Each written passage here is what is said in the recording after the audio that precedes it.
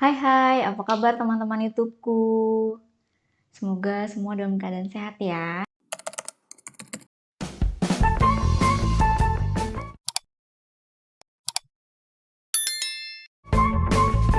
Video ini aku buat untuk kelanjutan video yang pertama kali aku bikin tentang pengalaman vaksin AstraZeneca dosis pertama.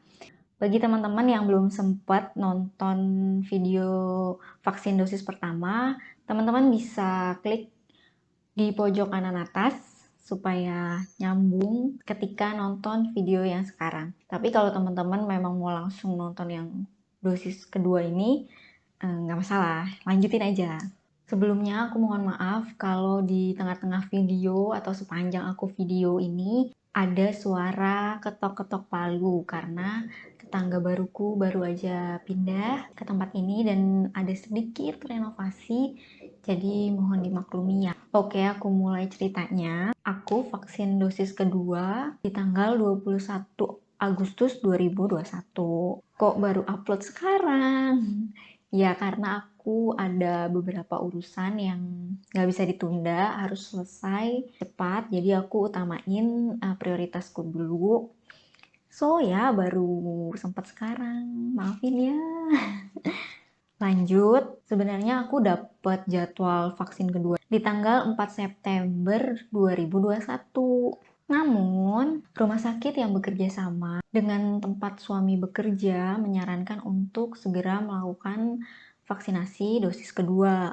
Mengingat stok vaksin AstraZeneca yang juga semakin menipis. Kalau dihitung dari vaksin yang pertama di tanggal 12 Juni 2021 ke vaksin yang kedua pada tanggal 21 Agustus 2021, belum 3 bulan. Terus pasti ada yang nanya, emang boleh belum 3 bulan udah vaksin dosis yang kedua? Mungkin teman-teman udah pernah baca artikel tentang jarak vaksin AstraZeneca antara vaksin dosis pertama dengan vaksin dosis kedua berapa lama.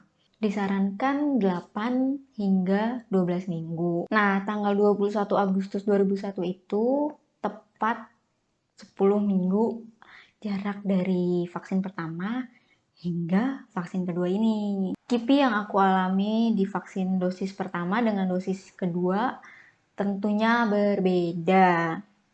Dan kembali lagi, setiap orang pasti akan beda-beda ya, nggak akan sama. Di aku pribadi, pada hari H setelah divaksin, itu aku vaksin jam 2 siang. Hari itu yang pasti pegal di bagian disuntik. Di H+1 aku nggak ada demam sebenarnya, nggak ada demam yang sampai menggigil, tapi memang suhunya di 37,5 derajat Celcius. Bisa dibilang sumeng ya. Aku nggak ngalamin pusing sama sekali, hanya kepala memang beratnya tuh, aduh gak bisa dijelasin ya. Beratnya itu kayak pengennya tuh tiduran aja. Dan nafsu makannya aku ngerasa ini lebih besar dibanding dosis yang pertama. Jadi aku pengen ngemilnya tuh lebih parah deh dari dosis yang pertama.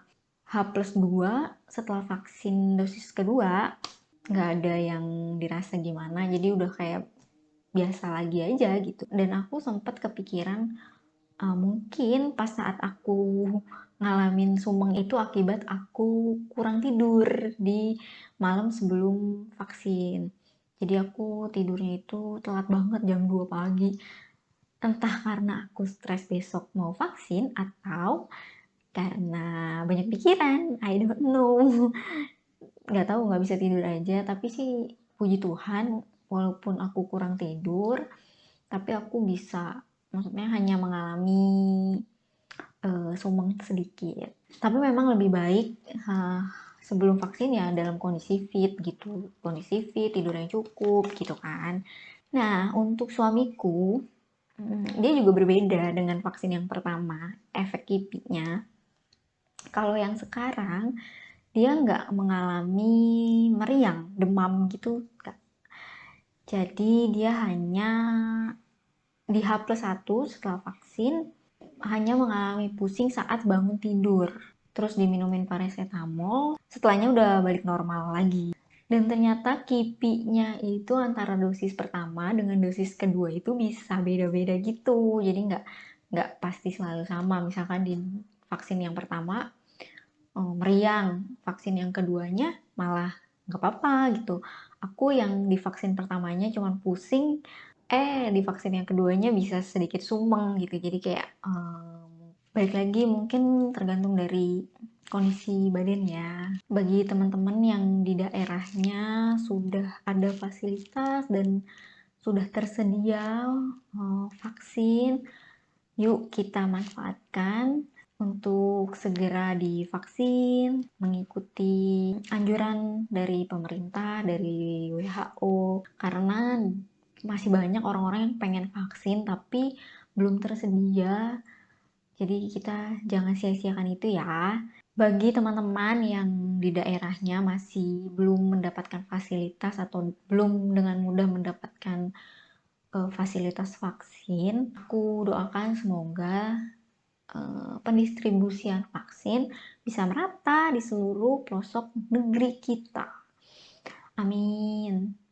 Satu lagi, walaupun kita sudah vaksin ataupun belum vaksin, patuhi protokol kesehatan dengan selalu menggunakan masker, rajin mencuci tangan, membawa hand sanitizer, pokoknya menjaga kebersihan di diri kita, di lingkungan rumah, di keluarga kita, dan berusaha sebaik-baiknya kita, versinya kita untuk menjaga diri sendiri dan menjaga keluarga, orang-orang terdekat sebisa mungkin.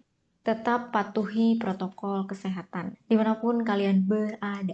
Oke, sekian dulu video pengalaman aku vaksin dosis kedua dengan merek vaksin AstraZeneca. Semoga bisa mencerahkan teman-teman untuk semangat vaksin.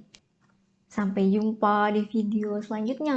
Jangan lupa di like, di subscribe, ditekan tombol merahnya supaya aku semakin semangat untuk bikin video-video. Oke, dadah. Makasih banyak.